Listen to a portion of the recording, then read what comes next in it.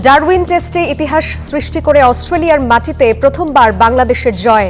Match সেরা হাসান মাহমুদ, প্রধানমন্ত্রীর অভিনন্দন। কংগ্রাচুলেশন, অনেক অনেক দোয়া থাকলো। আপনারা সবাই সুস্থভাবে আসেন। বাংলাদেশের মানুষ অপেক্ষা করছে আপনাদেরকে ওয়েলকাম করার জন্য। বিগত স্বৈরাচারের অব্যবস্থাপনার কারণেই বিদ্যুৎ ও জ্বালানি সংকট। কিশোরগঞ্জে প্রধানমন্ত্রী কল্যাণমুখী রাষ্ট্র গঠনের অঙ্গীকার। আমাদের লক্ষ্য, আমাদের উদ্দেশ্য হচ্ছে যে বাংলাদেশকে একটি কল্যাণমুখী রাষ্ট্র হিসাবে গড়ে তুলতে চায়। কথা দিয়ে কথা রাখছে বিএনপি সরকার। ইতিবাচক বদলের বাঁকে বাংলাদেশ। 6 মাস পর মন্ত্রিসভা পুনর্গঠনের আলোচনা। বর্তমান সরকার তাদের যে সকল অঙ্গীকার ছিল, কমিটমেন্ট ছিল ম্যানিফেস্টোতে, সেগুলো কিন্তু পর্যায়ক্রমে বাস্তবায়ন করে যাচ্ছে। প্রধানমন্ত্রী নিশ্চয়ই মন্ত্রীরা যারা আছেন, মন্ত্রণালয়গুলো যা আছে সেগুলোর পারফরমেন্স ইভ্যালুয়েট করবেন এবং প্রয়োজনীয় ব্যবস্থা নেবেন। খাল খননের সুফল পাচ্ছে প্রান্তিক জনগোষ্ঠী। নির্বাচনী প্রতিশ্রুতি পূরণের উদ্যোগে প্রধানমন্ত্রীর প্রতি কৃতজ্ঞতা। এবারকার বছর এখনো ভেত্তা নিয়ে বাজেনি, মনে করেন খাল খোলাতে এত উপকার আছে। আশাবাদী এই খাল খননের ফলে আমাদের কৃষিতে এবং মৎস্য সম্পদে ব্যাপক একটি উন্নয়ন পরিলক্ষিত হবে। এবং রাষ্ট্রপতি পদে বিএনপির প্রার্থী মির্জা ফখরুলের মনোনয়নপত্র বৈধ ঘোষণা ইসির। বিধিসম্মত 11 দলের অলি আহমদের প্রার্থিতাও। স্বাগত নিউজ 24 সংবাদের সঙ্গে আছি আমি জান্নাতুল সাদিয়া। দেখছিলেন বিআরবি কেবলস সংবাদ শিরোনাম। এবার বিস্তারিত। 23 বছর পর অস্ট্রেলিয়ার মাটিতে টেস্ট খেলতে নেমে ইতিহাস গড়ল বাংলাদেশ। অজিদের তাদের ঘরের মাঠে নেমেই 9 উইকেটে হারালো টাইগাররা। সিরিজে এগিয়ে গেল 1-0 ব্যবধানে। ম্যাচ সেরা হয়েছেন হাসান মাহমুদ এবং এই বিজয়ে লেখা হলো বাংলাদেশের টেস্ট ক্রিকেটের অন্যতম গৌরবময় অধ্যায়, যে জয়ের সাক্ষী হয়েছে পুরো ক্রিকেট বিশ্ব। অস্ট্রেলিয়ার মাটিতে মাইটি অজিদের 9 উইকেটে হারিয়ে ইতিহাস লিখল বাংলাদেশ। যে ইতিহাসে কখনো ব্যাট হাতে অস্ট্রেলিয়ার বোলারদের শাসন করেছে তানজিদ তামিম, নাজমুল শান্তরা, আবার বল হাতে অজিদের ব্যাটিং লাইন আপে ধস নামিয়েছেন হাসান মাহমুদ, মেহেদী হাসান মিরাজরা।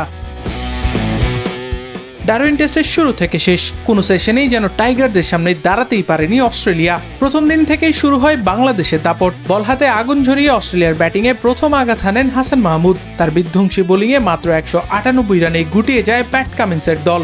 আর ইতিহাসের পাতায় নিজের নাম লেখান হাসান, একাই শিকার করেন 6 উইকেট। জবাবে ব্যাট হাতে বাংলাদেশ আরও দাপুটে। অস্ট্রেলিয়ার মাটিতে নিজেদের টেস্ট ইতিহাসের অন্যতম সেরা ব্যাটিং প্রদর্শনীতে 426 রান স্কোরবোর্ডে যোগ করে টাইগাররা। গড়ে 228 রানের বিশাল লিড। প্রথম বাংলাদেশি হিসেবে অস্ট্রেলিয়ার মাটিতে টেস্ট সেঞ্চুরির ইতিহাস গড়েন তানজিদ হাসান তামিম। সঙ্গে অধিনায়ক নাজমুল হোসেন শান্তর 82 এবং মেহেদী হাসান মিরাজের কার্যকরী অর্ধশতক। সব মিলিয়ে অজিদের উপর চেপে বসে টাইগাররা। বাংলাদেশের বিশাল লিডের চাপ সামলাতে নেমে আরও বিপর্যস্ত প্যাট কামিন্সের দল। হাসান মাহমুদের আগুনের পরে এবার অজিদের টুটি চেপে ধরেন মেহেদী হাসান মিরাজ। একের পর এক উইকেট তুলে অস্ট্রেলিয়ার ব্যাটিং অর্ডারে তৈরি করেন ধস। তবে ধ্বংসস্তূপে দাঁড়িয়েও একাই লড়াই করে যান ক্যামেরন গ্রিন। তার দুর্দান্ত সেঞ্চুরিও শেষ পর্যন্ত বাঁচাতে পারেনি অস্ট্রেলিয়াকে। মিরাজের ফাইফারে 282 রানেই থামে অজিদের দ্বিতীয় ইনিংস। বাংলাদেশের সামনে লক্ষ্য দাঁড়ায় মাত্র 57 রান।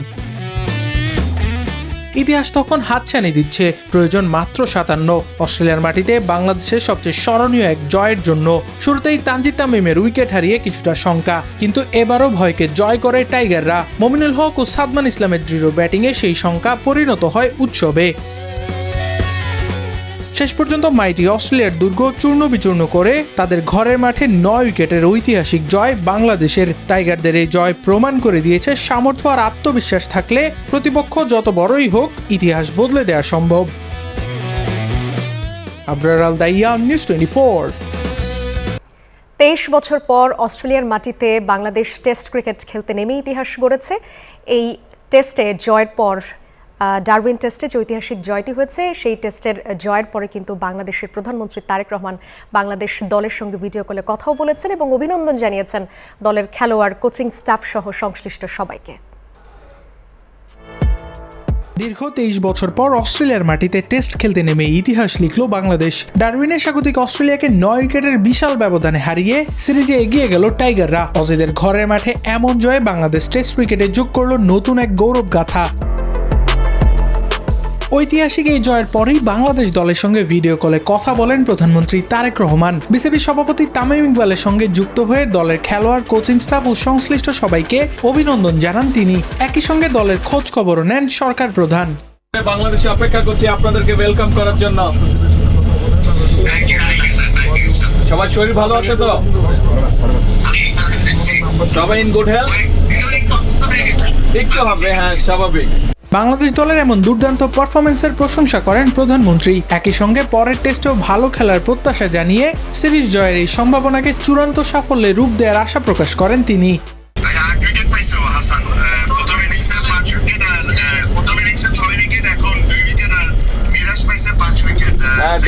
দেখলাম নিউজে। এক্সেলেন্ট। বগুড়ার না, ও বাংলাদেশের ছেলে। ও বগুড়ার না, বাংলাদেশের ছেলে। হি রিপ্রেজেন্টস বাংলাদেশ, নট বগুড়া। অস্ট্রেলিয়ার বিপক্ষে এর আগে 2017 সালে মিরপুরে জয় পেয়েছিল বাংলাদেশ। তবে এবার টেস্ট র্যাঙ্কিংয়ের 1 নম্বর দল অস্ট্রেলিয়াকে তাদের মাটিতে হারিয়ে নতুন ইতিহাস গড়ল টাইগাররা। আবরার আল দাইয়ান, নিউজ 24। দর্শক, দায়িত্ব নেয়ার পর বিএনপির সরকার 180 দিন পার করলো এবং এই বিষয়টি নিয়ে থাকছে নিউজ 24 এর বিশেষ আয়োজন বিএনপি সরকারের 180 দিন। এবং এই উপলক্ষে আমরা চলে যাব আমাদের সহকর্মীদের কাছে, তারা এই বিশেষ আয়োজনটি নিয়ে থাকছে। রয়েছেন সহকর্মী কলি। জি সাদিয়া, ধন্যবাদ আপনাকে আমাদের সঙ্গে যুক্ত হওয়ার জন্য। একই সাথে আপনি যে সংবাদগুলো জানিয়েছেন সেই সংবাদের ধারাবাহিকতায় আজকে আমাদের কাছে যেই আয়োজন রয়েছে সেই আয়োজনকে আমরা ভিন্ন ধাঁচে আপনাদের কাছে তুলে ধরবার জন্য দর্শক আমরা নাম দিয়েছি সরকারের 180 দিন।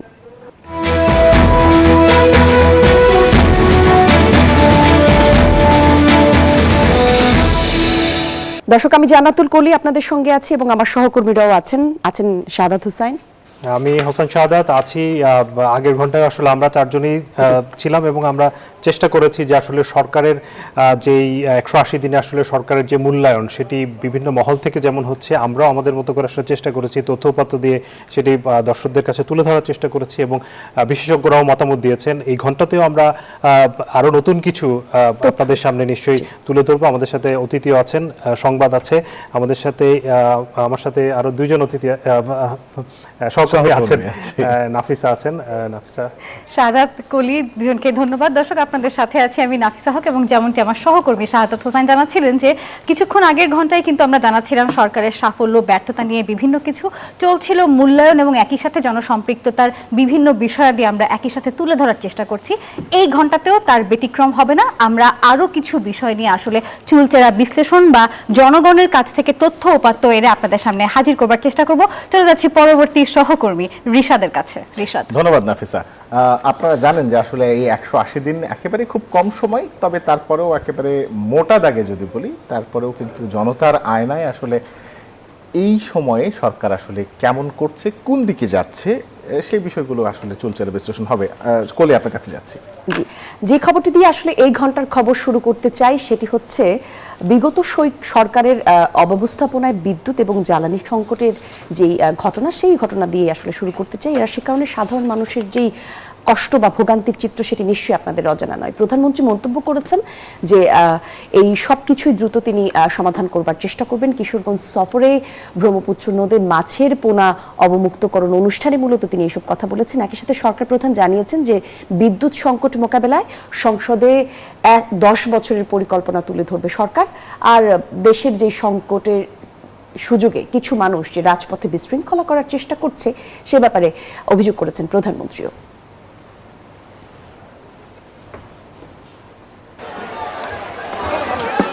সরকার গঠনের পর প্রথম কিশোরগঞ্জ জেলা সফরে প্রধানমন্ত্রী তারেক রহমান। পথে দেখা হওয়া শিক্ষার্থীদের ক্রীড়া সামগ্রী তুলে দেন তিনি। কিশোরগঞ্জ পাকুন্দিয়ায় ব্রহ্মপুত্র নদে মাছের পোনা অবমুক্ত ও বিতরণ করেন প্রধানমন্ত্রী। শুভেচ্ছা বিনিময় করেন স্থানীয়দের সঙ্গে। জানান, পর্যায়ক্রমে দেশের সব নদী ও খালে মাছের পোনা ছাড়া হবে। প্রধানমন্ত্রী বলেন, জনগণের ভাগ্যের উন্নয়নে হাতে হাত রেখে সবাইকে কাজ করতে হবে। আমাদের লক্ষ্য, আমাদের উদ্দেশ্য হচ্ছে যে বাংলাদেশকে একটি কল্যাণমুখী রাষ্ট্র হিসাবে গড়ে তুলতে চায়। বিগত ফ্যাসিস্ট সরকারের অব্যবস্থাপনার কারণে দেশে এখন বিদ্যুৎ ও জ্বালানির সংকট বলেন সরকার প্রধান। স্বৈরাচারকে এই দেশের মানুষ বিতাড়িত করেছে। তাদের আনপ্ল্যান্ড, অপরিকল্পিত পরিকল্পনার জন্য, অপরিকল্পিত বিভিন্ন পদক্ষেপের জন্য আজকে বিদ্যুৎ এবং জ্বালানির এই অবস্থা। এই আগামী 27 তারিখে দেশের মানুষের সামনে জাতীয় সংসদের মধ্যে উপস্থাপন করবে কিভাবে আমরা ইনশাআল্লাহ আগামী 10 বছর এই দেশের বিদ্যুৎ সমস্যার সমাধান করব। বিদ্যুৎ ও জ্বালানি সংকট পুঁজি করে কিছু দল ও ব্যক্তি দেশে বিশৃঙ্খলা তৈরির চেষ্টা করছে বলেও অভিযোগ করেন প্রধানমন্ত্রী। যারা জনগণের স্বার্থে নেওয়া বিভিন্ন কর্মসূচি বাধাগ্রস্ত করবে তাদেরকে জনগণের সকল শক্তি নিয়ে তাদেরকে প্রতিরোধ করবে। এরপর কটিয়াদী উপজেলায় কার্প হ্যাচারি কমপ্লেক্স পরিদর্শন করেন প্রধানমন্ত্রী। পরে কটিয়াদী আচবেতা জর্জ ইনস্টিটিউশন মাঠে জাতীয় মৎস্যপক্ষ 2026-এর উদ্বোধন ও পুরস্কার বিতরণী অনুষ্ঠানে যোগ দেন। 12 ফেব্রুয়ারির নির্বাচনে নিরঙ্কুশ বিজয়ের মাধ্যমে সরকার গঠনের পর 6 মাস পূর্ণ করল বিএনপি সরকার। এই সময়ের মধ্যে ফ্যামিলি কার্ড, কৃষক কার্ড সহ বেশ কিছু নির্বাচনী প্রতিশ্রুতি বাস্তবায়ন করেছে সরকার। আগামী দিনে বাকি সব নির্বাচনী ওয়াদা পূরণে দেশবাসীর সহযোগিতা চাইলেন প্রধানমন্ত্রী তারেক রহমান। সাইফুল ইসলাম, নিউজ 24, কিশোরগঞ্জ।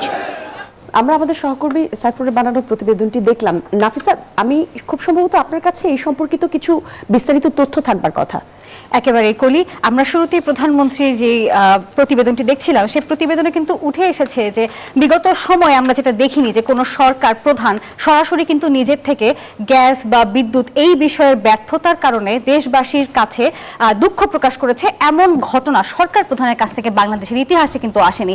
কিন্তু বর্তমান সরকার কিন্তু সেটি করে দেখিয়েছে। তবে এখানে সফলতা যতটুকু তার চেয়ে বেশি ব্যর্থতা চোখে পড়েছে। আমরা একটু স্ক্রিনে নজর দিতে চাই। যদি প্রথম কার্ডটা আমরা একটু দেখি, যেখানে বিদ্যুৎ এবং জ্বালানি খাতের ব্যর্থতাকেই সবার আগে আমরা স্থান দিয়েছি, কেননা সেখানে আমরা প্রথমেই দেখতে পাচ্ছি গ্যাস সরবরাহ মারাত্মকভাবে হ্রাস পেয়েছে। একই সাথে কয়েক দফা তেলের দামও বৃদ্ধি পেয়েছে। সিস্টেম লস কমানো যায়নি, সেই সাথে লোডশেডিংও বিগত সময়ের চেয়ে বেশ বৃদ্ধি পেয়েছে। তবে শুধু ব্যর্থতার কথা বললেই আসলে হবে না। পরবর্তী স্লাইডে যেতে চাই, যেখানে বিদ্যুৎ এবং জ্বালানি খাতের অগ্রগতি আমরা কিছুটা হলেও তুলে ধরেছি। সেটি হচ্ছে প্রথমেই যদি আমরা নজর দিই, বিদ্যুৎ খাতে বকেয়া পরিশোধ হয়েছে, যেটি বাংলাদেশে একটা দীর্ঘ সময়ের সমস্যা বলা যেতে পারে। পরবর্তীতে নবায়নযোগ্য জ্বালানি উৎপাদন বৃদ্ধির পদক্ষেপ নেওয়া হয়েছে, যেটি অদূর ভবিষ্যতে একটা বড় মাইল ফলক হতে যাচ্ছে। সেই সাথে জ্বালানি খাত বেসরকারীকরণের উদ্যোগ গ্রহণ করা হয়েছে। একই সাথে তৃতীয় FSRU নির্মাণ প্রক্রিয়াও শুরু হয়েছে। দর্শক, আমি এই বিষয়ে আরো একটু বিস্তারিত জানাতে আমাদের সহকর্মী আমার পাশেই রয়েছেন হোসাইন শাহাদাত, তার কাছে যেতে চাই। শাহাদাত, একটু আমাকে জানাবেন, যেহেতু আপনি এই বিষয়গুলোকে একেবারে মাঠ পর্যায়ে থেকে দেখেছেন, আপনার কাছে কি মনে হচ্ছে যে বিগত 6 মাসের চিত্র যদি সংক্ষেপে জানতে চাই? নাফিসা, আসলে আমি একটু সময় নেব এই ক্ষেত্রে, কারণ হচ্ছে এই মুহূর্তে আসলে বিদ্যুৎ এবং জ্বালানি হচ্ছে বাংলাদেশের এই মুহূর্তে সবচেয়ে বড় সংকট। এটি আসলে অস্বীকার করার কোনো উপায় নেই। আপনি যেটি বলছিলেন যে প্রধানমন্ত্রীও কিন্তু এটি স্বীকার করেছে।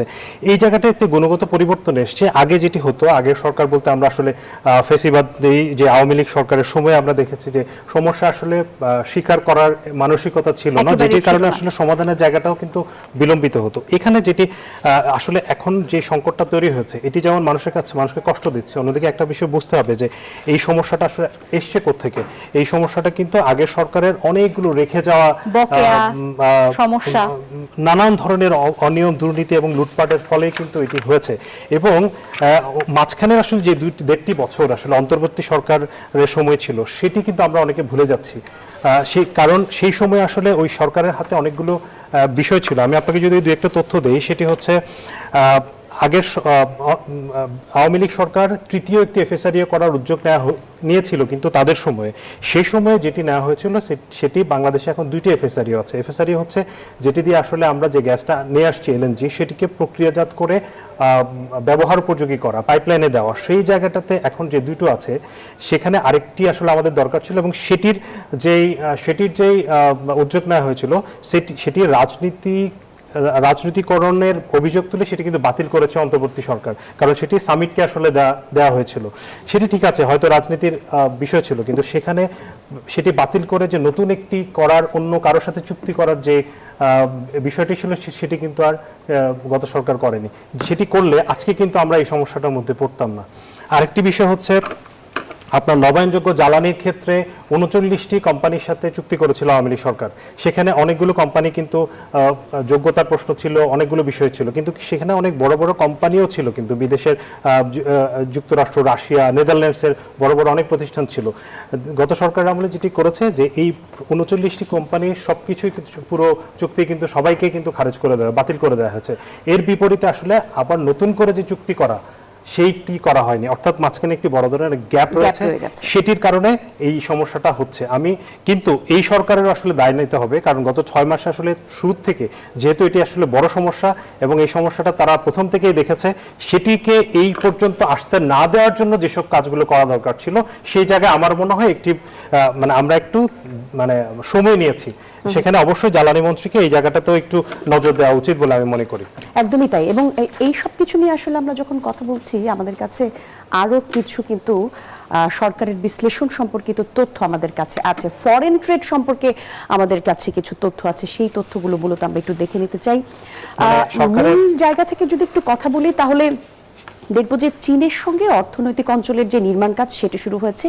এই কারণে শুধুমাত্র বাংলাদেশের সাথে যদি বলি যে চট্টগ্রামের যেই আনোয়ারা, সেখানে প্রায় 800 একর জায়গায় চায়না ইকোনমিক অ্যান্ড ইন্ডাস্ট্রিয়াল জোনের নির্মাণ কাজ শুরু হয়েছে এবং সেটিকে আসলে বলা চলে যে আনুমানিক ধরা হচ্ছে যে $1.3 বিলিয়ন বিনিয়োগ করা হবে সেখানে। যদি একটু মালয়েশিয়ার বিনিয়োগ প্রস্তাবের দিকে যাই, আমরা জানি যে প্রধানমন্ত্রী তারেক রহমান জুনে মালয়েশিয়া সফর করেছেন এবং তিনি ওই সফরের পর থেকেই কিন্তু এক ধরনের সম্ভাবনা তৈরি হয়েছে যে বৈদেশিক বাণিজ্য বা যদি বলি মালয়েশিয়ার সাথে সম্পর্ক, সেই জায়গাতে আরো একটা ইনভেস্টমেন্টের জায়গা এবং ইনভেস্টমেন্ট প্রমোশন এবং ফ্যাসিলিটেশন নিয়ে যে সহযোগী কাঠামো সেটা আরো সামনের দিকে এগিয়ে নেওয়ার একটা প্রস্তাব শুরু হয়েছে। একই সাথে যুক্তরাষ্ট্রের সঙ্গে বিনিয়োগ যে প্রস্তাব, সেই প্রস্তাবেও বাংলাদেশ কিছুটা এগিয়েছে। ধারণা করা হচ্ছে যে যুক্তরাষ্ট্রের সঙ্গে বাংলাদেশের যে অর্থনৈতিক সম্পর্ক সেটি আরো জোরদার করা হবে এবং মার্কিন বিনিয়োগ আকর্ষণের উপর এই সরকার মূলত জোর দিচ্ছে। একই সাথে যুক্তরাষ্ট্রের 25 প্রতিষ্ঠানে বাংলাদেশের সফরের কথা বলা হয়েছে। 25টি শীর্ষ মার্কিন কোম্পানি, প্রায় 45 জন সিনিয়র কর্মকর্তা বাংলাদেশে এসে সরকারি সংস্থা, একই সাথে মন্ত্রণালয়ের সঙ্গে বৈঠক করেছেন। এই বৈঠকের উদ্যোগ নেওয়া হয়েছে এবং বলা হচ্ছে যে বাংলাদেশের যে বিনিয়োগের পরিবেশ, সেই পরিবেশ উন্নত করা হবে এবং বাংলাদেশকে আরো বিনিয়োগ বান্ধব করা হবে।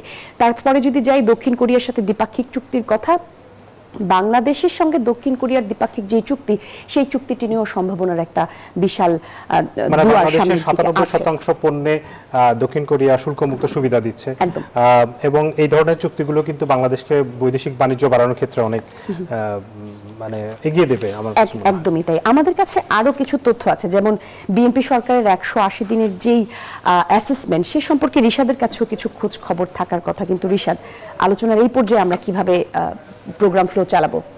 হ্যাঁ, ঠিক তাই কলি, কিন্তু তার আগে আমাদের একটা ছোট্ট বিরতিতে যাওয়ার প্রয়োজন। দর্শক, সরকারের 180 দিন সংক্রান্ত আলোচনা চলবে এবং একটা ছোট্ট বিরতির পর ফিরছি। দর্শক, আরো একবার আমন্ত্রণ, আপনারা দেখছেন সরকারের 180 দিন সম্পর্কে আমাদের বিশেষ আয়োজন, অর্থাৎ নিউজ 24 এর বিশেষ আয়োজন। আমরা 4 জন সহকর্মী আপনাদের সঙ্গে যুক্ত আছি এবং একটু বলে রাখতে চাই যে বাংলাদেশ আসলে কেমন চলছে এই বিষয় নিয়ে যদি আমরা কথা বলতে চাই, তাহলে সবার আগে দেখতে হবে যে ব্যবসা বাণিজ্যের যে জায়গাটা, সেখান থেকে আমরা কতটুকু উন্নতি করলাম। আমাদের সহকর্মী হোসাইন শাহাদাত যেহেতু ব্যবসা বাণিজ্যের পুরো জায়গা দেখেন, সাংবাদিকতার জায়গা থেকে, আমরা তার কাছ থেকেই জানবো যে কি তথ্য তার কাছে আছে, কি যুক্ত করতে চান। আসলে একটি কথা আছে, আসলে পৃথিবীর সবখানে আসলে ব্যবসা আছে, পলিটিক্সেও ব্যবসা আছে। পৃথিবীর কোথাও একটি মিসাইল পড়লে সেটার পেছনে আসলে ব্যবসা এবং বাণিজ্য জড়িত থাকে এবং সরকারের জন্য এটি খুবই গুরুত্বপূর্ণ, বিনিয়োগ পরিবেশ ফেরানো এবং ব্যবসা বাণিজ্যের পরিবেশ তৈরি করে ব্যবসাকে বা দেশকে আসলে এগিয়ে নিয়ে যাওয়া। সেই লক্ষ্যে আসলে $1 ট্রিলিয়ন যে অর্থনীতির ঘোষণা দিয়েছেন প্রধানমন্ত্রী, আমরা দেখতে চাই যে গত 6 মাসে তার প্রতিশ্রুতি কতটা রেখেছেন সেই বিষয়ে অর্থনীতিবিদ এবং ব্যবসায়ীরা কি বলছেন আমরা একটু দেখতে চাই।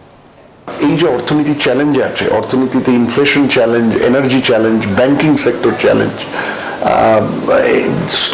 স্লতগতির বিনিয়োগ, কর্মসংস্থান, এক্সপোর্ট কনসেন্ট্রেশন, এগুলোকে কিন্তু ওনারা প্রথম দিনই স্বীকৃতি দিয়েছেন। 20-25 জন লোকই কিন্তু বাংলাদেশের ব্যাংকিং সেক্টরটাকে ধ্বংস করে দিয়ে গেছে।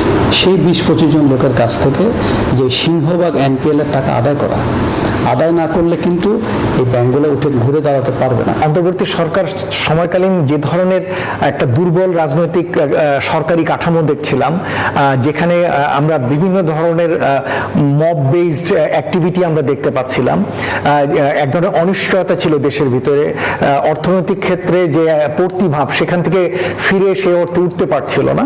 সেখান থেকে নির্বাচিত সরকার আসবার পরে জনগণের ভিতরে অনেকটাই আস্থা ফিরেছে, স্বস্তি ফিরেছে, অর্থনৈতিক কর্মকাণ্ডে ধীরে ধীরে গতি বৃদ্ধি হয়েছে। সরকার যদি উন্নয়নমূলক অনেক কাজ করে তখন এবং উন্নয়নের টাকাটা যদি খুব সঠিকভাবে ব্যবহার হয়, উৎপাদনশীলতা বাড়বে, মানুষের কর্মসংস্থান বাড়বে, মানুষের হাতে টাকা আসবে, তখন কিন্তু ওটা মূল্যস্ফীতিকে উস্কেও দিবে না খুব একটা। এবং যেহেতু মানুষের কর্মসংস্থান এবং অর্থ থাকবে হাতে, তার জন্য একটা চাপ সৃষ্টি হবে না। এই ধরনের পদক্ষেপ, এটার জন্য অবশ্য একটু সময় দরকার। আমরা দেখছিলাম যে আসলে খুব দারুণভাবে ব্যবসায়ীরা বর্ণনা করছিলেন যে গেল 180 দিনে কি ঘটেছে এবং তার আগে কি ঘটেছে এবং সামনে করণীয়, সেই বিষয়গুলো কিন্তু তারা বলছিলেন, ব্যবসায়িক নেতারা তারা বলছিলেন। আমাদের সঙ্গে এই মুহূর্তে আরেক স্টুডিও থেকে যুক্ত হবেন রেজাউল করিম রনি, সাংবাদিক ও রাজনৈতিক বিশ্লেষক। আমরা একটু তার সঙ্গে কথা বলতে চাই। যেহেতু রেজাউল করিম রনি, আপনি নিশ্চয়ই আমাকে শুনতে পাচ্ছেন। আমি একটা প্রশ্ন করতে চাই, সেটি হলো এই 180 দিনে সরকারের জন্য সবচেয়ে বড় চ্যালেঞ্জ ছিল বিনিয়োগ বান্ধব পরিবেশ সৃষ্টি করা এবং ভঙ্গুর অর্থনীতিকে আবার নতুন করে পুনঃপ্রতিষ্ঠা করা। সেই জায়গায় আসলে সরকার কতটা এগোতে পারলো? জি দেখেন, এটাই সবচেয়ে বড় চ্যালেঞ্জ। আপনি যেমনটি বললেন, এটা খুবই কারেক্টলি বলেছেন। দেখেন, যে কোনো একটা সমস্যা সমাধানের প্রথম ধাপ কি এবং সবচেয়ে কার্যকরী ধাপ কি? কার্যকরী ধাপ হলো সেটাকে সমস্যা মনে করা এবং সেটাকে চিহ্নিত করতে পারা। এবং প্রপারলি যদি একটা সমস্যাকে আমরা সমস্যা মনে করি তাহলে কিন্তু সমাধান অর্ধেক হয়ে যায়, বাকিটা শুধু সমাধানের প্রক্রিয়াটা মধ্যে প্রবেশ করাটা। কিন্তু আমাদের ক্ষেত্রে মূল প্রবলেমটা হয় যে সমস্যাটাকে সঠিকভাবে চিহ্নিত করার ক্ষেত্রে আমরা বেশিরভাগ সময় পিছিয়ে থাকি। তো এই সরকারের অনেক গুরুত্বপূর্ণ আপনার অগ্রগতির মধ্যে একটা হলো যে তারা প্রপারলি সমস্যাটা কোথায় সেটা চিহ্নিত করতে পারছে। প্রপারলি সমস্যাটা হলো বাংলাদেশের অর্থনৈতিক খাত, কর্মসংস্থান তৈরি করা এবং আপনার ব্যবসা বাণিজ্যের পরিবেশ তৈরি করা। এখন ব্যবসা বাণিজ্যের পরিবেশ তৈরি করার ক্ষেত্রে আপনার দুই ধরনের ঘটনা লাগে। একটা হলো যে ইন্টারনাল স্ট্যাবিলিটি এবং তারপর হলো এক্সটার্নাল আপনার বাহিরের বিনিয়োগ। এবং বাহিরের বিনিয়োগটা মূলত নির্ভর করে আপনার ইন্টারনাল বা অভ্যন্তরীণ স্থিতিশীলতার উপরে। এখন অভ্যন্তরীণ স্থিতিশীলতার পরিবেশটা আপনার বিগত হাসিনার আমলে সেটা আমরা সবাই দেখেছি যে একটা অনির্বাচিত সরকার থাকার কারণে বিদেশি বিনিয়োগকারীরা কিন্তু জানতো যে এই সরকার যে কোনো সময় আন্দোলনের মধ্যে পড়বে বা একটা অসন্তোষের মধ্যে পড়বে, ফলে একটা আনরেস্ট অস্থিরতা তৈরি হবে এবং ব্যবসা বাণিজ্য করার মতো পরিবেশ এখানে থাকবে না। সেটার কারণে এখানে স্বাভাবিকভাবে বিনিয়োগ আসে নাই। সেরকম যে আরেকটা হলো পরবর্তী সময় ডক্টর ইউনূসের নেতৃত্বে যে অবস্থাটা ছিল সেটা কিন্তু আপনি দেখবেন যে এমন একটা মপতন্ত্র কায়েম হয়েছিল যে অভ্যন্তরীণ স্থিতিশীলতার আপনার খুবই ঘাটতি ছিল এবং সাধারণ মানুষ খুবই বিরক্ত ছিল। তো সেখান থেকে আপনি এখন যদি এই নির্বাচনের পরে এই গভর্নমেন্টের প্রথম কাজ ছিল যে আইনের শাসনের দিকে নিয়ে যাওয়া। এটা আরেকটা হলো লম্বা সময় হাসিনার আমল এবং এই অন্তর্বর্তীকালীন সময় পুরা সময়ের মধ্যে কিন্তু একটা কালচার তৈরি হয়ে গেছিল, এনার্কি তৈরি করা, কথায় কথায় রাস্তাঘাটে যাওয়া, ভাঙচুর করা, দাবি দেওয়া জানানো, তারপরে হলো আপনার প্রতিবাদ জানানো, এগুলো একটা। আরেকটা হলো যে আনরেস্ট তৈরি করা, অকারণে আপনার হাঙ্গামা তৈরি করা, এনার্কি তৈরি করা, এগুলো আলাদা জিনিস। সো সেই জায়গা থেকে আপনার অভ্যন্তরীণ স্থিতিশীলতা ফেরানোটা একটা গুরুত্বপূর্ণ কাজ ছিল। সেক্ষেত্রে সরকার পর্যায়ক্রমে কিন্তু আইনের শাসনের দিকে যাচ্ছে, দলমত নির্বিশেষে। নিজের দলের লোকও যদি অপরাধ করতেছে তাকে অ্যারেস্ট করা হচ্ছে, ফলে একটা মেসেজ কিন্তু যাচ্ছে যে অপরাধী আপনি যেই হন না কেন আপনাকে আইনের আওতায় আনতে হবে। অনেক অনেক ধন্যবাদ রেজাউল করিম রনি আপনাকে। আপনি খুব চমৎকারভাবে বিষয়গুলো বর্ণনা করছিলেন। আমরা ছিলাম রেজাউল করিম রনির কাছে এবং তিনি অর্থনীতির যে ভঙ্গুর দশা এবং বিনিয়োগ বান্ধব পরিবেশ, এই দুটো ফেরানোর জন্য আসলে সরকার এই 180 দিনে কি করেছে সেই বিষয়গুলো তিনি বলছিলেন। নাফিসা। রিশাদ, ধন্যবাদ আপনাকে। দর্শক, একটু জানিয়ে দিতে চাই যে রাষ্ট্রপতি পদে বিএনপি প্রার্থী মির্জা ফখরুল ইসলাম আলমগীরের মনোনয়নপত্র বৈধ ঘোষণা করেছেন নির্বাচনী কর্তা এবং সিইসি এএমএম নাসির উদ্দিন। আজ দুপুরে রাজধানীর আগারগাঁওয়ে নির্বাচন কমিশন ভবনে প্রধান নির্বাচন কমিশনারের কনফারেন্স রুমে নির্বাচনী কর্তা এবং সিসি তার এই মনোনয়নপত্র যাচাই বাছাই করেন এবং এই সময় বিএনপির স্থায়ী কমিটির সদস্য আব্দুল মঈন খান, গয়েশ্বর চন্দ্র রায়, জাতীয় সংসদের চিফ হুইপ নুরুল ইসলাম মনি, হুইপ মিয়া নুরুদ্দিন আহমেদ অপু এনারা উপস্থিত ছিলেন এবং এর আগে সকালে 11 দলীয় জোট সমর্থিত রাষ্ট্রপতি পদপ্রার্থী কর্নেল অলি আহমদের মনোনয়নপত্র বৈধ ঘোষণা করেছেন সিএসি। আগামী 20 অগস্ট 23তম রাষ্ট্রপতি নির্বাচন অনুষ্ঠিত হবে। আর এর আগে গত 18 আগস্ট বিকেল 4টায় প্রার্থিতা প্রত্যাহারের শেষ সময় নির্ধারণ করা হয়েছে। প্রার্থী মির্জা ফখরুল ইসলাম আলমগীর 23তম বাংলাদেশের রাষ্ট্রপতি নির্বাচনের প্রার্থী হিসেবে বৈধ ঘোষিত হয়েছে। ডক্টর অলি আহমেদ বীর বিক্রমের মনোনয়নপত্রটি সঠিক হিসাবে পাওয়া গেছে। ডক্টর অলি আহমেদ বীর বিক্রম স্যারের জন্য মনোনয়নপত্র সকালে বাছাই করা হচ্ছে, প্রথমটাই বাছাই করে যথার্থতা পাওয়া গেছে, কাজে সেটাই আপনার গৃহীত হয়েছে। আর পরবর্তীতে মির্জা ফখরুল ইসলাম আলমগীর স্যারের যেটা মনোনয়নপত্র সেটাও যথার্থ পাওয়া গেছে। শেখ হাসিনাকে ফিরিয়ে আনা সহ দিল্লিকে 4 শর্ত দিয়েছে ঢাকা, জানিয়েছেন পররাষ্ট্র মন্ত্রণালয়ের মুখপাত্র একেএম শহীদুল করিম। জানান, অনুকূল পরিবেশ তৈরি হলেই ভারত সফরে যাবেন প্রধানমন্ত্রী তারেক রহমান। দুপুরে পররাষ্ট্র মন্ত্রণালয়ের ব্রিফিংয়ে এসব কথা বলেন তিনি। মুখপাত্র বলেন, দ্বিপাক্ষিক প্রত্যর্পণ চুক্তি অনুযায়ী শেখ হাসিনা এবং অন্যান্য পলাতক অপরাধীদের দ্রুত ফেরত পাঠাতে ভারতীয় কর্তৃপক্ষের কাছে অনুরোধ জানানো হয়েছে। বাংলাদেশ এখন ভারতের জবাবের অপেক্ষায় আছে বলেও জানান তিনি। We are of the view that a propitious environment needs to be created for this visit. To this end, we have requested the Indian authorities to expeditiously act on our request to extradite Sheikh Hasina and other fugitive criminals, and to hand over Bangladesh the accused killers of Shahid Usman Hadi. বিদ্যুৎ ও গ্যাসের সংকট 6 মাস বা 1 বছরের সমাধান সম্ভব নয়। সংকট কাটাতে কমপক্ষে 2 বছর সময় লাগবে বলেছেন অর্থমন্ত্রী আমির খসরু মাহমুদ চৌধুরী। বিদ্যুৎ গ্যাস ছাড়াও অর্থনীতি এগিয়ে নেওয়া সম্ভব নয়, সংকট নিরসনে কাজ করছে সরকার। রোববার রাজধানী ইন্টারকন্টিনেন্টাল হোটেলে আমস্টারডাম আয়োজিত সেমিনারে অর্থমন্ত্রী বলেন, দেশের অর্থনীতি বর্তমানে স্থিতিশীলতার প্রক্রিয়ার মধ্যে রয়েছে। উত্তরাধিকার সূত্রে পাওয়া আর্থিক সংকট থেকে ঘুরে দাঁড়ানোর চেষ্টা করছে সরকার। ভবিষ্যতের জ্বালানি চাহিদা মেটাতে নবায়নযোগ্য জ্বালানি ও গ্যাস ও কয়লার সমন্বয়ে বিদ্যুৎ উৎপাদনের পরিকল্পনা করা হচ্ছে। জানান, কর ব্যবস্থা, লাল ফিতার দৌরাত্ম্য, দুর্নীতি ও হয়রানি কমিয়ে ব্যবসার পরিবেশ উন্নত করতে কাজ করছে সরকার। This is something that we have more or less decided. Hopefully, in due time, we'll see the big change in the power and gas sector. I always add one more thing, because in the way of development that $1 trillion economy that we have projected into 2034. দর্শক, আপনারা দেখছেন সরকারের 180 দিন উপলক্ষে news 24 এর বিশেষ এই আয়োজন। ছোট্ট একটা বিরতির পর আর অন্যান্য খবর নিয়ে ফিরছি, থাকুন সঙ্গে। দেখছেন সরকারের 180 দিনে নিউজ 24 এর বিশেষ আয়োজন। দর্শক, আমরা 2 ঘন্টার যে আয়োজন, সেই আয়োজনে মোটামুটি ব্যাখ্যা করবার চেষ্টা করেছি 180 দিনের সরকারের যে প্রত্যাশাটা কতখানি পূরণ হলো, ব্যর্থতায় কি কি যুক্ত হলো, একই সাথে সমালোচনা যারা করছেন অথবা বিরোধী দলের পক্ষ থেকে কি কি কথা হয়েছে। আমরা একটু দেশের আইন শৃঙ্খলা পরিস্থিতি সম্পর্কে বিস্তারিত কিছু তথ্য আপনাদেরকে জানাতে চাই। একটি অ্যাসেসমেন্ট কার্ড নিয়ে আমার সহকর্মী রিশাদ অপেক্ষা করছেন। ধন্যবাদ কুলি। আপনি জানেন যে দুর্নীতি, আইনের শাসন, জনপ্রশাসন, বিচার বিভাগ, পুলিশ, এই সব কিছু মিলে কিন্তু আসলে আইন শৃঙ্খলা পরিস্থিতি যেটি রয়েছে, বিশেষ করে 5 আগস্ট পরবর্তী সময়ে আপনারা দেখেছেন যে আইন শৃঙ্খলা পরিস্থিতির ব্যাপক অবনতি হয়েছিল এবং পরবর্তীতে কিন্তু অন্তর্বর্তীকালীন সরকারের সময় পেরিয়ে যখন বিএনপি সরকার গঠন করে গেল 180 দিনে কিন্তু আসলে বেশ কিছু গুরুত্বপূর্ণ বিষয় কিন্তু সামনে এসেছে। যেমন আমি যদি একটা উদাহরণ দিয়ে শুরু করি, সেটা হলো রামিসা হত্যা এবং ধর্ষণ মামলার যে রায়, সেটি মাত্র 19 কার্য দিবসের ভিতরে হয়েছে। আমরা একটু স্লাইডটা দেখে নিতে চাই যে আসলে এই সময়ে আর কি কি ঘটেছে।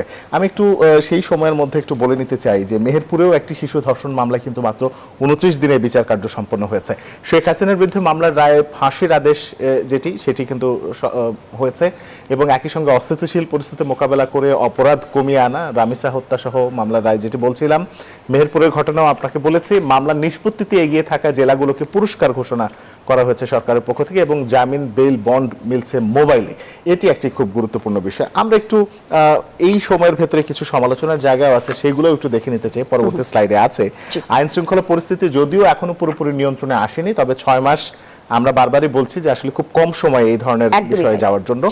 মব কালচারও পুরোপুরি নিয়ন্ত্রণে আসেনি, চাঁদাবাজি কমেনি, বরং অনেক ক্ষেত্রে বেড়েছে এবং বেশ কিছু গণমাধ্যমে এই ধরনের খবর আসছে।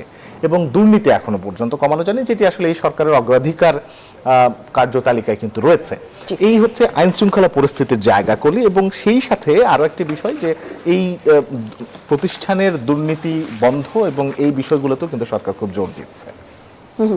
সেই সাথে আসলে যে বিষয় নিয়ে আসলে কথা বলছিলাম আমরা, এখান থেকে স্বচ্ছতার জায়গা যদি বলি, এই সরকার জনগণের কাছে বরাবরই স্বচ্ছতার সাথে নিজেদের পরিস্থিতি তুলে ধরবার চেষ্টা করেছে। আপনি জানবেন খাল খনন কর্মসূচিতে সরকারের পক্ষ থেকে যে অর্থ বরাদ্দ করা হয়েছিল, সেই অর্থ কিন্তু আবার যতটুকু খরচ হয়েছে তার বাকি অংশ কিন্তু আবার ফেরত দেওয়া হয়েছে সরকারের কাছে। অর্থাৎ এই নজির কিন্তু আমরা আগে কখনো দেখিনি। আরেকটি বিষয় করলে আপনার সঙ্গে একটু যুক্ত করব, সেটি হলো যে জাপান সরকারকে আমরা দেখেছি যে বিভিন্ন সময় বাংলাদেশের জাইকা সহায়তায় যে ধরনের প্রকল্প তারা করেছে এবং সেই সব প্রকল্পে তারা যে অর্থ খরচ করেছে, যে অর্থ বেঁচে গেছে, সে অর্থ আবারও সরকারি কোষাগারে জমা দিয়েছে। এবং বাংলাদেশ কিন্তু একেবারে পাশাপাশি বন্ধুত্বপূর্ণ সম্পর্ক জাপানের সঙ্গে বাংলাদেশের রয়েছে এবং কূটনৈতিকভাবে পররাষ্ট্রগতভাবে জাপান সবসময় বাংলাদেশের খুব ভালো বন্ধু। তো সেক্ষেত্রে বাংলাদেশ কিন্তু বর্তমান সরকার তারাও কিন্তু আসলে জাপানের যে বিষয়টি রয়েছে, এই সুদৃষ্টির জায়গাগুলো কিন্তু আসলে তারা খুব দারুণভাবে আলোকপাত করছে। একদমই তাই। আর সরকারকে নিয়ে আসলে মানুষের দৃষ্টিভঙ্গি কি, কেমন সরকার আমরা পেলাম, এই সম্পর্কিত কিছু তথ্য আমরা রেখেছি, একটু দেখে নিব দর্শক। সরকার আসলে সাধারণ মানুষের চোখে কেমন? সাদাসিধা সরকার এবারের সরকার বলা হচ্ছে। সরকারের 180 দিনে তারেক রহমান ব্যতিক্রমী প্রধানমন্ত্রী, এটা কিন্তু নানা রকম জায়গা থেকে তিনি ব্যাখ্যা পেয়েছেন। বিভিন্ন সরকারি দল বলি, বিরোধী দল বলি, সাধারণ মানুষ বলি, সবাই বলেছে ওনাকে উনি যে সাধারণ জীবনযাপন করেন এটা সবার দৃষ্টিতে এসেছে। একই সাথে তিনি অফিস করেন সচিবালয়ে এবং আমরা দেখেছি যে উনি আসার পর শনিবারের যে ছুটি সেটিও কিন্তু তিনি ক্যান্সেল করেছেন। খাবার দাবার ব্যাপারে তিনি একটা পরিবর্তন এনেছেন। রাস্তা আটকে জনভোগান্তি করবার যেই চিত্র আমরা এই যাবৎকালীন দেখে এসেছি, প্রত্যেকটা সময় ভিআইপি মুভমেন্টের কারণে ঘন্টার পর ঘন্টা সাধারণ মানুষ যানজটে আটকে ছিল, সেই জায়গার একটা অবসান ঘটেছে। বিরোধী দলের সাথে সখ্যতা বজায় রেখেছে। আমরা দেখেছি দায়িত্ব পাওয়ার পরপরই ফুল নিয়ে তিনি বিরোধী দলের সাথে দেখা করতে গিয়েছেন, যারা অসুস্থ তাদেরকে তিনি ব্যক্তিগতভাবে দেখতে যান। তারপরে আমরা দেখেছি যে সৌহার্দ্যপূর্ণ রাজনৈতিক পরিবেশের যে চেষ্টা, সেটিও কিন্তু শাহাদাত তিনি করবার চেষ্টা করেছেন। এবং বাকি আলাদা কিছু পয়েন্টসও নিশ্চয়ই আছে, শাহাদাত ব্যাখ্যা করতে চান কিনা?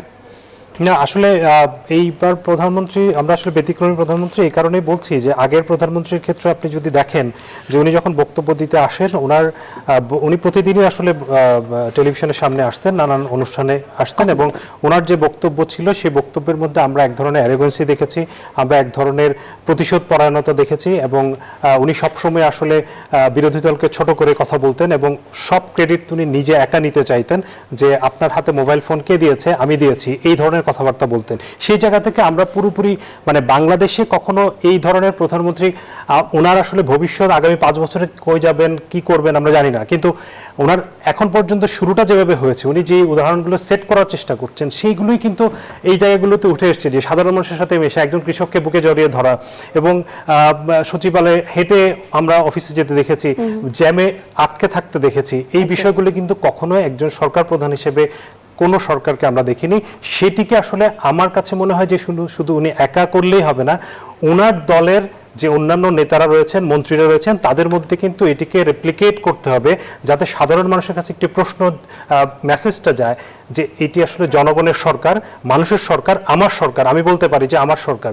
আমরা কিন্তু 17 বছর কখনো ওন করতে পারি না সরকারকে, বিকজ অফ সরকার সবসময় ক্রেডিটটা নিজে নিতে চেয়েছে। সেই জায়গাটাতে আমার মনে হয় এখানে একটি উদাহরণ সেট করা হয়েছে এবং সেই উদাহরণ দিয়ে বাংলাদেশকে আমার মনে হয় সামনের দিকে এগিয়ে যাওয়ার ক্ষেত্রে অনেক বেশি একই সাথে যুক্ত করতে চাই শাহাদাত, যে সরকারের সবচেয়ে বড় গুণ হচ্ছে জবাবদিহিতা।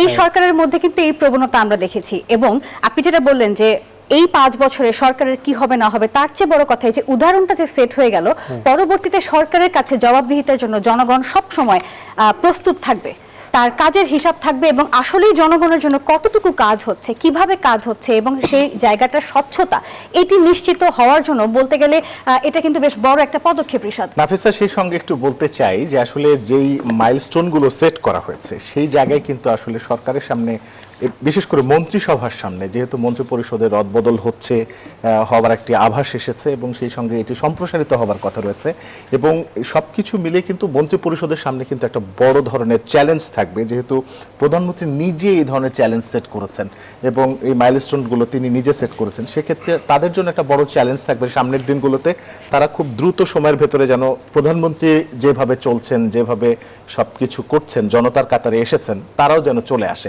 সেই জিনিসগুলো কিন্তু মন্ত্রিসভার জন্য, কিন্তু মন্ত্রিসভা নিয়ে আসলে কিছু প্রশ্ন আছে মানুষের, জনগণের মধ্যে, সেগুলো অ্যাসেসমেন্ট করা উচিত, সঠিক ব্যক্তিকে সঠিক জায়গায় আসলে দেওয়া হচ্ছে কিনা সেটা একেবারেই তাই। তবে যেটা আসলে বলে শেষ করতে চাই আমাদের আজকের আয়োজন, সেটি হচ্ছে 180 দিন সরকারকে বিবেচনা করবার জন্য যথেষ্ট নয়, মূল্যায়ন করবার জন্য যথেষ্ট নয়, সফল কিংবা ব্যর্থ এই জায়গাতে এই কনক্লুশনে আসার জন্য যথেষ্ট নয়। তাই দেখতে হবে আগামীর দিনগুলো কেমন যায়, সরকার কেমন করে।